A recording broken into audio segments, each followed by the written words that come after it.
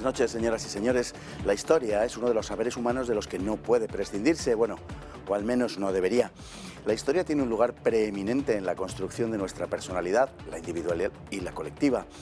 El intento de imponer una visión única de nuestro pasado constituye una tentativa abyecta, un ataque contra la esencia de la libertad, sobre todo cuando este viene por parte de quienes consideran que nuestra historia es básicamente un error. En algo tenemos, sin embargo, que darles la razón. Algo malo hay en nuestra historia cuando esta sociedad ha terminado entregando el gobierno a sujetos como los que tal cosa pretenden.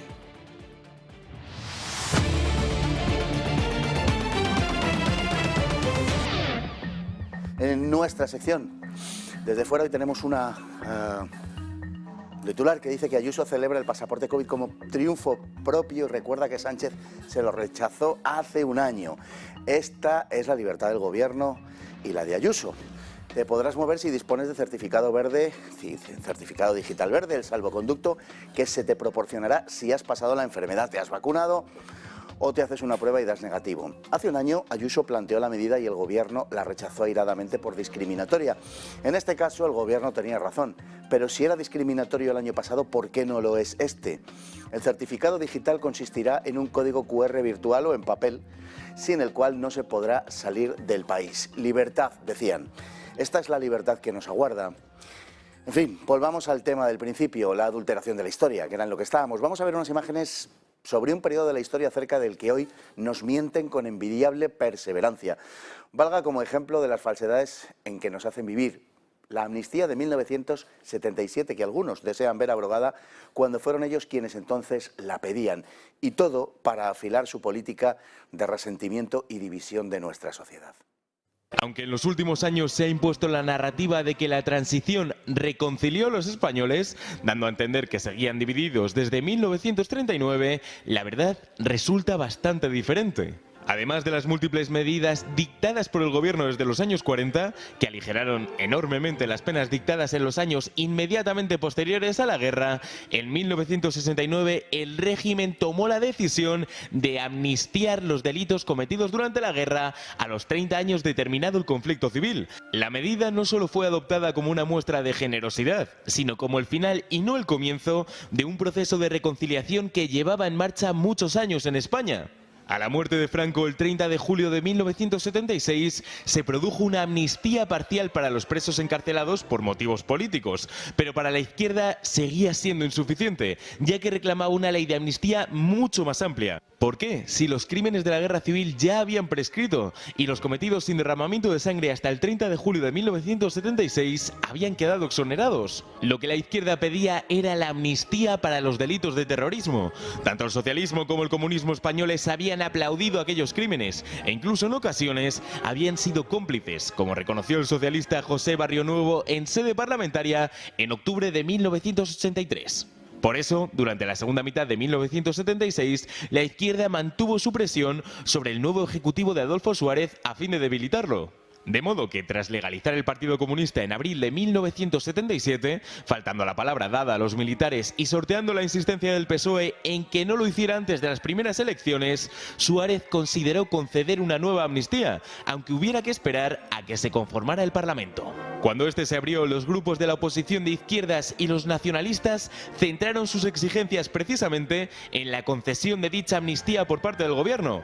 De hecho, la primera propuesta del Partido Comunista en las Cortes, efectuada el 14 de julio de 1977, fue la solicitud de amnistía que verbalizó Marcelino Camacho, un mantra que gritaba en las calles y que pintaba en los muros de las ciudades españolas la izquierda más radical. El gobierno encargó la elaboración de la ley de amnistía a los grupos de izquierda, además de la gubernamental UCD. El texto de la ley fue redactado por Pilar Bravo y Marcelino Camacho por el Partido Comunista de España, por Pablo Castellano y Plácido Fernández Viagas por el PSOE, por Xavier Arzalluz y Mitxel Unzueta por el nacionalismo vasco y por Donato Orfuejo por el Partido Socialista Popular, que más tarde se integraría en el PSOE. El gobierno de la UCD sacó la ley adelante con la abstención de Alianza Popular. La ley se aprobó el 15 de octubre de 1977 y entró en vigor 2 días más tarde. La izquierda consideró que había conseguido una gran victoria. En efecto, lo era. Tenemos con nosotros esta noche a don Jesús Lainz, tiene que estar ahí al otro lado del artefacto. Eso es, ahí le tenemos, ahí le tienen ustedes. Don Jesús, muy buenas noches.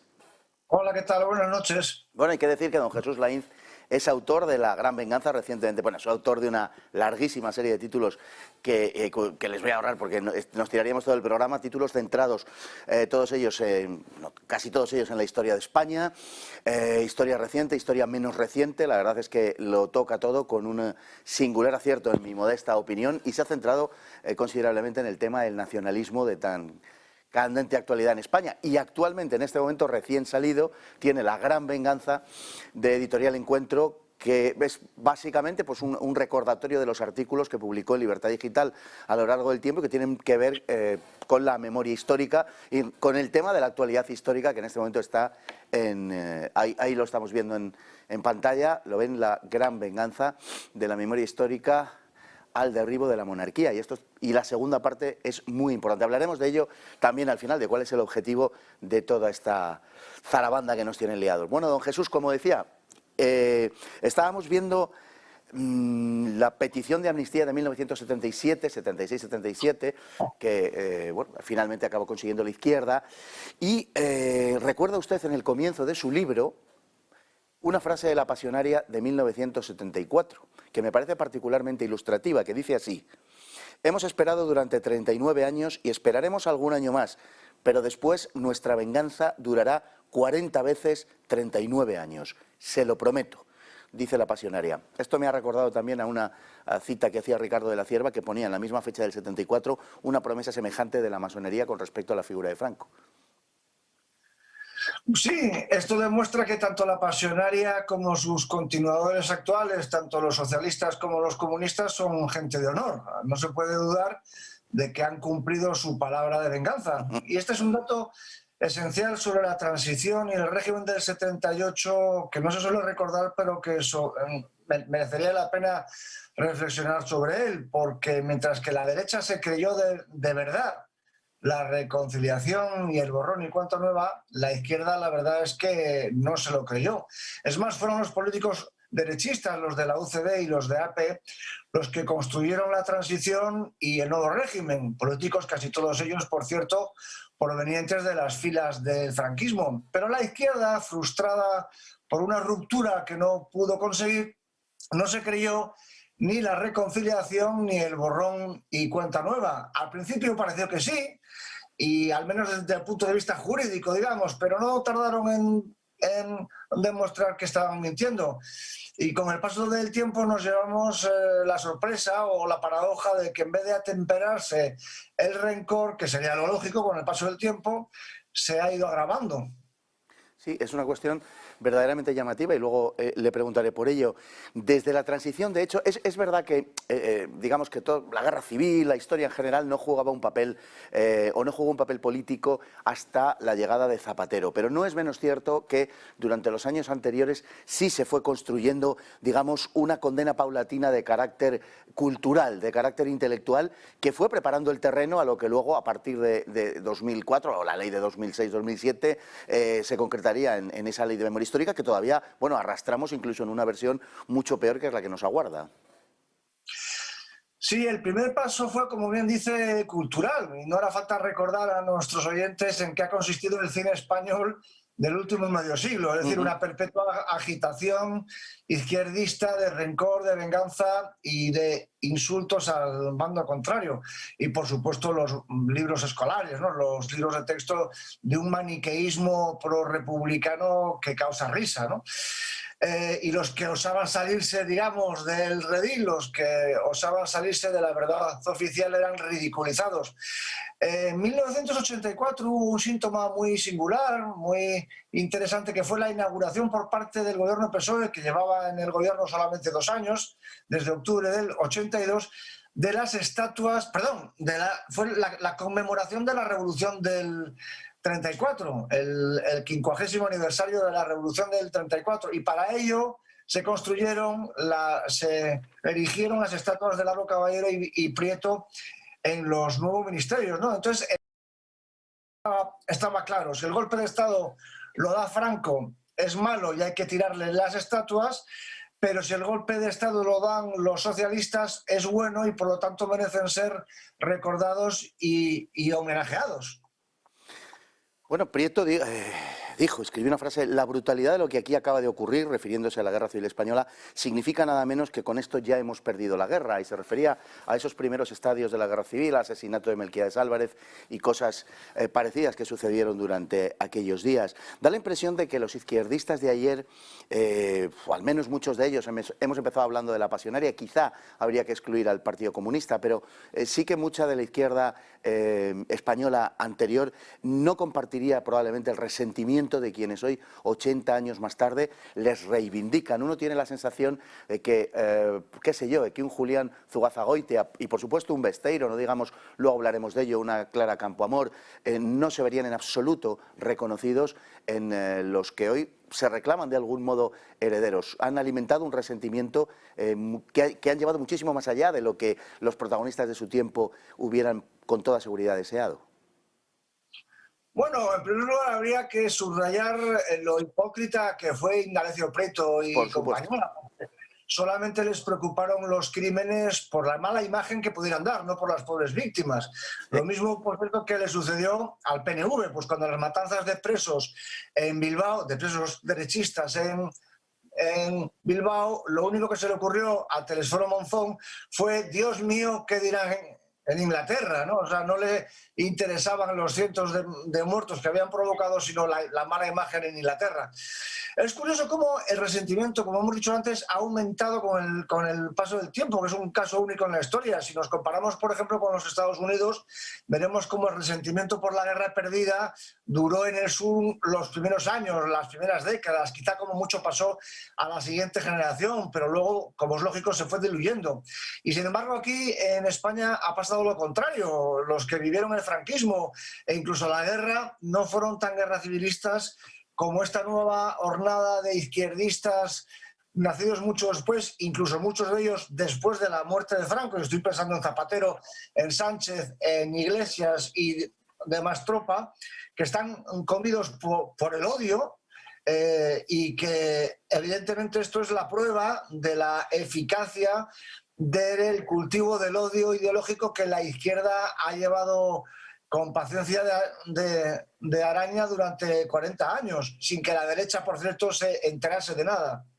Y a eso iba precisamente, decir que si la izquierda es responsable por acción, y bueno, pues porque ha estado preparando el terreno para saltar como lo ha hecho a comienzos del siglo XXI, dando también nacimiento a esta generación del resentimiento que podemos llamar, la responsabilidad del Partido Popular es francamente grande, es enorme. Es decir, pensemos que durante el régimen de Aznar se condenó el 18 de julio en sede parlamentaria, que no movió un dedo después con Rajoy para derogar la ley de memoria histórica, que al parecer, bueno, alegaban que es que estaban muy ocupados con otras cosas. No sé con qué estaría muy ocupado el señor Rajoy, porque tampoco era un hombre, digamos, de una actividad excesivamente intensa, para entendernos. Y luego el ministro Catalá llegó incluso a decir que se sentía orgulloso de la ley de memoria histórica. Bueno, esto es el PP. Sí, yo creo que esto es un aspecto que merece mucho la pena subrayar, porque no es justo acusar a Zapatero de haber resucitado el enfrentamiento civil con la ley de memoria histórica del 2006, del 2007, porque lo comenzó Aznar 5 años antes, el 20 de noviembre de 2002, precisamente el mismo día en el que se hundía el Prestige frente a las costas coruñesas. Y en aquel pleno del Parlamento, con un PP con mayoría absoluta, y esto es el dato esencial, se condenó el 18 de julio, el golpe de Estado del 18 de julio, pero no la revolución de octubre del 34. Y con esto el PP estaba dando la razón a la versión izquierdista de que si los golpes de Estado los da la derecha son malos y si los da la izquierda son buenos. Y con el agravante de que el 18 de julio del 36, el golpe del 18 de julio del 36, se dio para salvar la vida de media España, mientras que el golpe de octubre del 34 lo dieron los socialistas para cargarse el régimen que ellos mismos habían construido. Y luego el detalle esencial, la pregunta final: ¿habría habido 18 de julio del 36 sin el previo octubre del 34 y sin el caos criminal desde el triunfo fraudulento del Frente Popular en las elecciones de febrero del 36? Bueno, pues yo creo que la pregunta es retórica, porque contiene la respuesta, evidentemente. Pero recordamos también que Aznar, en aquel momento, además de condenar a Franco, celebraba a Azaña. No nos podemos olvidar de eso. Entonces, la pregunta yo creo que se impone en Aznar y en general en el Partido Popular. ¿Esto ya es complejo o es complicidad? Yo diría que en primer lugar es analfabetismo, También. porque evidentemente que el presidente Aznar reclamara la nefasta figura de Azaña implica no saber de lo que estaba hablando, y luego, por supuesto, cobardía, la eterna cobardía del Partido Popular de plegarse a lo que establezca el PSOE. O sea que un poco de las dos cosas, además de analfabetismo, lo que sospechábamos. Bueno, están preparando una ley de memoria democrática con la que llevan amenazando ya desde hace mucho tiempo, que es una radicalización de la ley anterior. Es una aberración totalitaria que incluye cosas como la inhabilitación por discrepar. Por ejemplo, la pérdida de la condición profesional para el profesorado que se atreva a discrepar, e incluso, literalmente, la quema de libros, la quema de los libros que lleve la contraria a la doctrina oficial.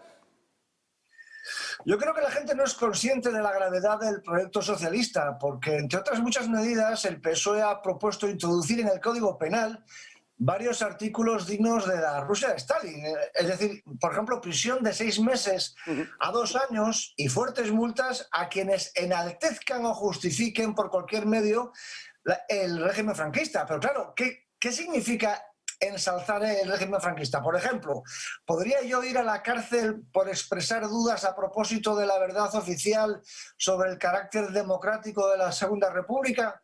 ¿Podría ir a la cárcel si considero que no está claro que la culpa de la guerra lo tuvieron los que se alzaron el 18 de julio? ¿Podría ir a la cárcel si comentara o simplemente recordara los éxitos económicos o las realizaciones del régimen franquista? Evidentemente, si por estos motivos uno va a la cárcel, yo soy reo no solo de cárcel, sino de checa. Y luego también se ha propuesto en la ley esta, en la nueva ley que ha propuesto el PSOE, nueva ley de memoria histórica, se ha propuesto, como has dicho, la inhabilitación para el ejercicio de su profesión de 3 a 10 años tras salir de la cárcel. Atención, primero se chupan la cárcel y después de 3 a 10 años de inhabilitación si el delincuente intelectual fuera un profesor. Y luego también se faculta a los tribunales para la quema de libros, para la destrucción de los libros pecadores y cerrar los medios de comunicación y hasta las páginas web que se les ocurra dudar de la versión oficial. Pues así es verdaderamente terrible y sin precedentes. Bueno, defiendes además que todo esto no es más, es una amplia maniobra de hiperlegitimación de la izquierda que tiene un objetivo ideológico y político de fondo, que es el derribo de la monarquía y la destrucción de España. Sí, la izquierda española tiene la grave enfermedad de que vive en 1936 y quiere venganza por todo lo que sucedió después, siguiendo fielmente las instrucciones de la pasionaria que hemos mencionado antes, ¿no? Por eso todo lo posterior al 18 de julio del 36 tiene que ser eliminado. Pero eso no implica solamente eliminar el recuerdo de Franco y de su régimen, sino incluso la realidad política actual. Porque acabar con todos los frutos, digamos, del régimen franquista, del 18 de julio y del régimen franquista, implica acabar con el régimen del 78 y con la monarquía, que hay que recordar que no existirían si los que hubieran ganado la guerra civil hubieran sido los republicanos. Es más, bien claro ha dejado Pablo Iglesias y los suyos que sacar a Franco del Valle de los Caídos no era más que el primer paso de gran carga simbólica hacia la destrucción de la monarquía en la persona de Felipe VI. Don Jesús, autor de La Gran Venganza. Nos tomamos una pausa, volvemos enseguida, después de la publicidad, con el tema principal del libro.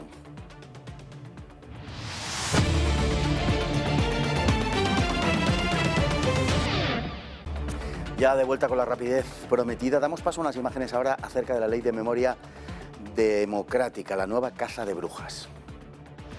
Existe tanto una memoria individual como una memoria colectiva. Ambas se forman a través de la constricción causada por la presión social que nos impele a acomodar nuestros recuerdos a lo que se espera de nosotros. Javier Cercas, hombre de izquierdas, lo explica asegurando que todos los seres humanos somos de alguna manera impostores por nuestra necesidad de ser aceptados. No lo hacemos por dinero, sino para que nos quieran. Y para ser queridos es importante encajar con aquello considerado como correcto.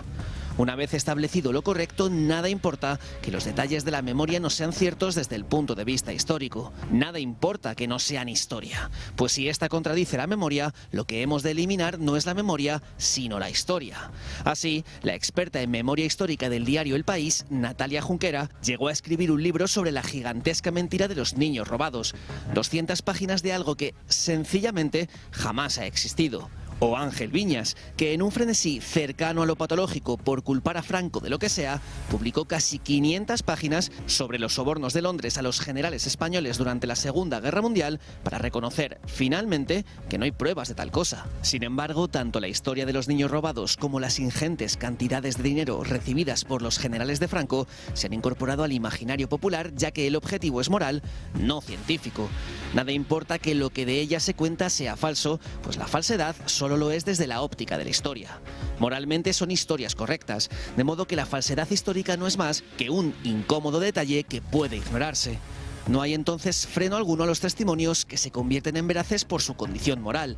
Así, asistimos a versiones del pasado basadas en apriorismos ideológicos que han de ser creídas. Desde la anciana catalana progre que asegura haber sido besada por Hitler siendo una niña, hasta aquellos recuerdos de Guernica en que los aviones alemanes caían criminalmente sobre la población a tan baja altura que eran visibles las esvásticas de las alas, aunque los aviones alemanes no llevaban esvásticas en las alas. Por no hablar del célebre caso del barranco de Órgiva, en Granada, avalado por testimonios de la población local que el diario El País quiso presentar como el paracuellos del bando nacional por el volumen de restos encontrados que finalmente resultaron ser de animales. Son solo 3 ejemplos, pero podrían citarse muchos más. De hecho, su simple enumeración sería interminable.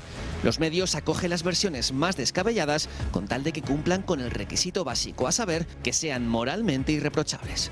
Gracias a la memoria histórica hemos recuperado el espíritu que animó a los puritanos en el Salem del siglo XVII o a los juicios del Moscú estalinista de los años 30. Por eso, la ley de memoria democrática no solo prevé reducir al silencio al discrepante, también obliga a la destrucción del material que contradiga dicha ley. Caza de brujas y quema de libros. A eso hemos llegado de la mano de su ley de memoria democrática. Y al hilo de la memoria democrática, don Jesús, y de lo que, en fin, de la cita de Zugazagoitia que decía yo antes, me gustaría recordar unas palabras precisamente de don Julián Zugazagoitia, director del Socialista, que estuvo muy implicado, lógicamente, en todo lo que terminó estallando en 1936, pero que tuvo al menos el aliento moral de decir: todo me parecerá soportable antes de envenenar con un legado de odio la conciencia virgen de las nuevas generaciones españolas, que es exactamente lo que están haciendo sus descendientes, por llamarles de alguna manera. Sí, efectivamente su partido se ha ocupado de lo contrario, de sembrar el odio perpetuo en las generaciones que ni siquiera habían conocido a Franco cuando nacieron. Por cierto, Julián Zugazagoitia es una persona muy interesante porque, siendo socialista bilbaíno, en su obra final, en Guerra y vicisitudes de los españoles, escrita en 1940, poco antes de caer preso por la Gestapo y devuelto a España para ser fusilado, señaló que era un dato que le sorprendía y que era digno de reflexión: el viraje de los comunistas y los socialistas hacia la asunción de la ideología de los separatistas, cosa que a él le sorprendía. Y la verdad es que este es uno de los datos esenciales para explicar la izquierda española de hoy, que es esencialmente antinacional, cómplice y compañera de viaje de los separatismos. Pero regresando al tema de la memoria histórica y de la guerra civil, es curioso el distinto tratamiento que el propio PSOE dio a Zugazagoitia y a Companys, que compartieron el mismo trágico destino de ser detenidos en Francia por la Gestapo, entregados a Franco y fusilados en 1940. Y sin embargo, cuando se conmemoró, no me acuerdo ahora cuál era el aniversario, gobernando Zapatero, al que el PSOE hizo enormes homenajes fue a Companys, sí. Y sin embargo se olvidaron completamente de su camarada Zugazagoitia. Pues sí, no deja de tener ciertamente un alto contenido simbólico. Bueno, también en el libro se recogen en distintos artículos la falacia, digamos, de esa presentación que se ha hecho de la guerra civil como un combate entre democracia y fascismo, ¿no?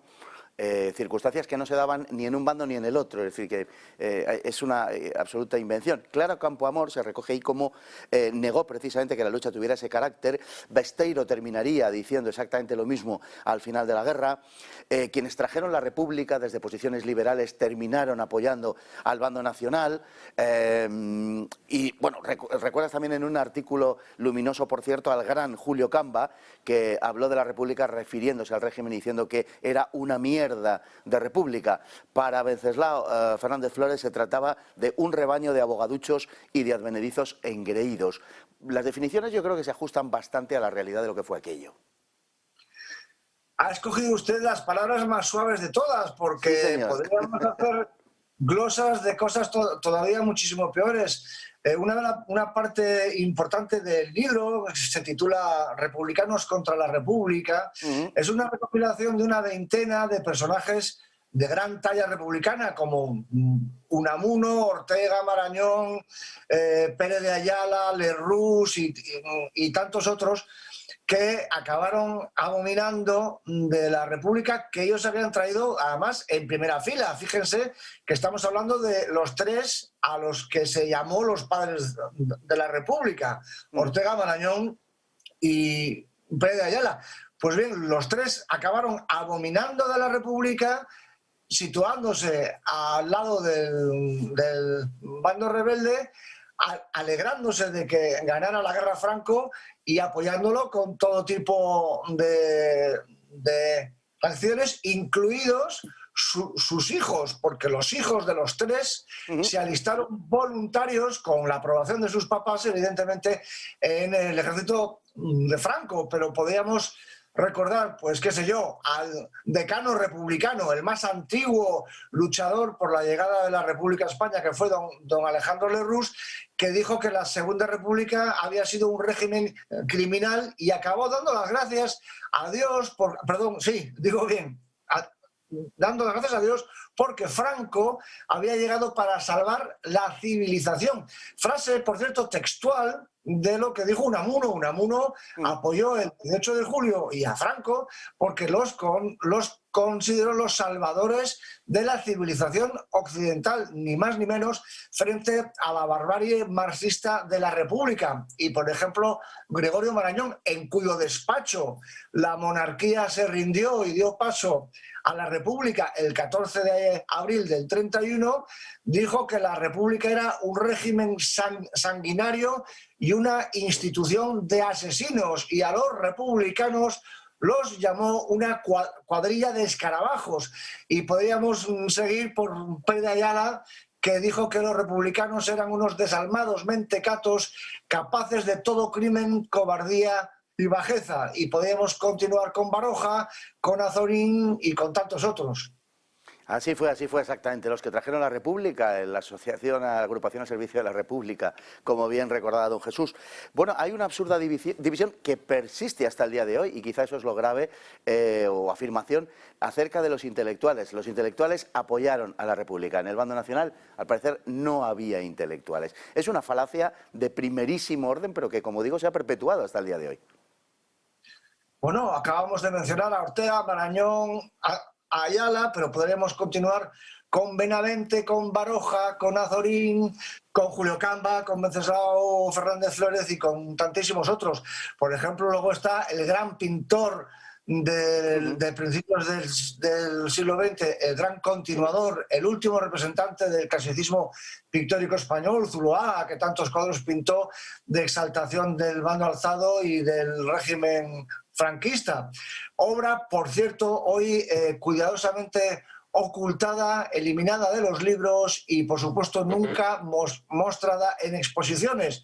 Y luego, pues, por poner el detalle anecdótico de los músicos, fíjense ustedes en la lista de músicos que apoyaron el 18 de julio y el régimen franquista: Manuel de Falla, Nemesio Otaño, Conrado del Campo, Joaquín Turina, Andrés Segovia, Joaquín Rodrigo, no sé si lo he dicho ya, no. Pero en fin, y mil más, tanto en el campo del arte como en el de la cultura, como en el de la política, por supuesto. Hubo muchísimos antiguos republicanos que se pasaron del bando republicano, digamos, renegaron de él y fueron fervientes apologistas del nuevo régimen.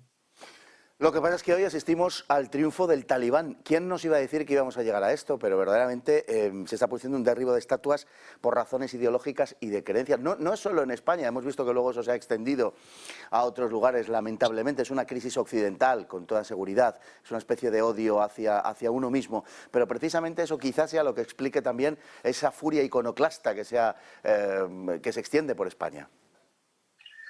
Orwell habría quedado encantado, porque es la plasmación de la vaporización de la historia que escribió en su famoso 1984, libro maravilloso que aprovecho la ocasión para recomendar a todos nuestros oyentes.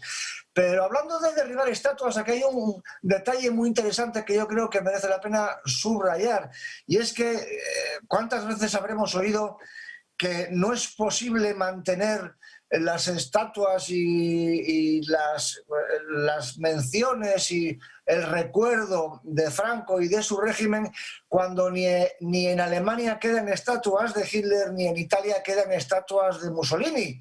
Pero es que precisamente el caso de Franco es el opuesto al de Hitler y Mussolini, porque mientras que Hitler y el italiano Mussolini perdieron su guerra, Franco ganó la suya.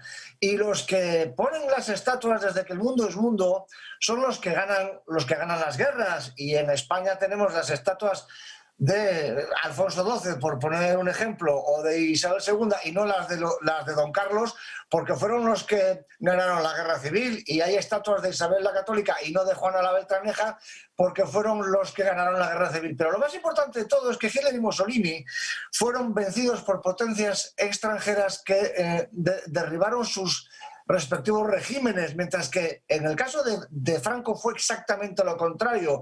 A Franco no le derribó nadie, ni una potencia extranjera, ni los propios españoles, y el régimen que hoy tenemos y la monarquía que hoy tenemos se la debemos a su soberana voluntad, porque si Franco no hubiera querido, no se hubiera reinstaurado la monarquía.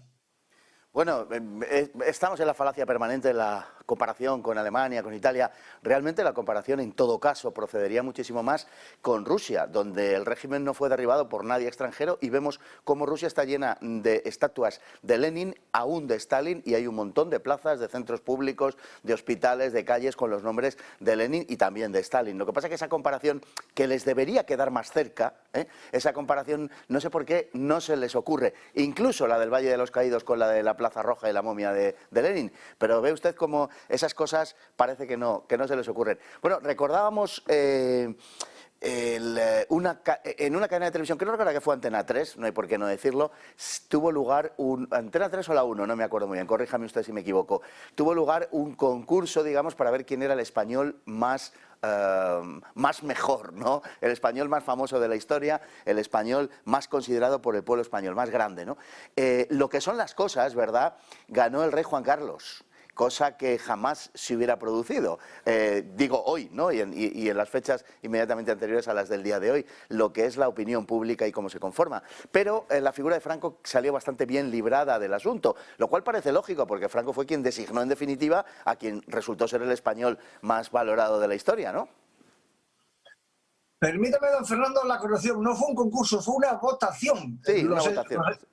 Los españoles votaron en masa para ver quién era el español más grande de la historia. Y efectivamente salió elegido Juan Carlos I. Y lo más interesante de todo es que los dos comentaristas que estuvieron presentes aquel día en la cadena de televisión, que yo también confieso que no recuerdo cuál fue, aunque creo que fue Antena 3, los dos comentaristas que allí estuvieron presentes fueron Antonio Gala y José Bono, que se escandalizaron muy antidemocráticamente, por cierto, de que Franco hubiera salido en un puesto bastante elevado, ¿no? Es decir, cuando la opinión del pueblo no encaja con los dogmas establecidos por la izquierda, el pueblo es una banda de analfabetos y de tontos. Pero en fin, efectivamente, no lo debió de hacer mal don Francisco Franco cuando fue un exitoso militar, que ganó una guerra civil, que gobernó 40 años España sin gran molestia por parte del pueblo español y que para morir, cuando murió, como legado final nos depositó, nos designó como un nuevo jefe de Estado al español más grande de la historia. La verdad es que no es mal currículum, ¿eh? Desde luego que no. Terminamos con una consideración. Contra Franco vale todo, ¿no?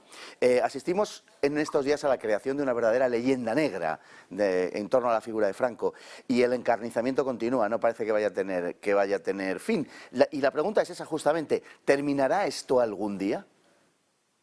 Suele decirse que las guerras civiles duran más o menos un siglo, que es el tiempo en el que pasan 3 generaciones, ¿no? Los que lucharon en la guerra civil, sus hijos y sus nietos. Y pues parece que hasta los nietos el recuerdo va pasando de padres a hijos y se sigue manteniendo el rencor. Ya los bisnietos es un poquito distinto, porque mientras que todo el mundo sabemos en qué bando de la guerra civil estuvieron nuestros padres o nuestros abuelos, casi nadie sabe en qué bando de la guerra carlista estuvieron nuestros bisabuelos y nuestros tatarabuelos, ¿no? Es posible que con el paso del tiempo acabe diluyéndose todo esto. Pero claro, hay que contar con la izquierda que tenemos, que puede durar todavía el rencor 3 siglos más si la izquierda se empeña en continuar sembrando el odio que tan bien siembra. Don Jesús Laiz, autor prolífico donde los haya, de 1001 artículos, escribe en Libertad Digital con periodicidad y, bueno, autor, como digo, de un sinfín de libros. Le agradecemos enormemente que haya estado hoy aquí. Tiene en este momento, recién salido del horno, La Gran Venganza, editado por Encuentro. Le damos muchísimas gracias, de verdad, por haber estado con nosotros esta noche. Un placer, muchas gracias. Un placer, don Jesús. Y nosotros nos marchamos con la frase de la noche que dice que ignorar lo que sucedió antes de que nacieras te condena a no dejar jamás de ser un niño. Y es de Cicerón. Muy buenas noches.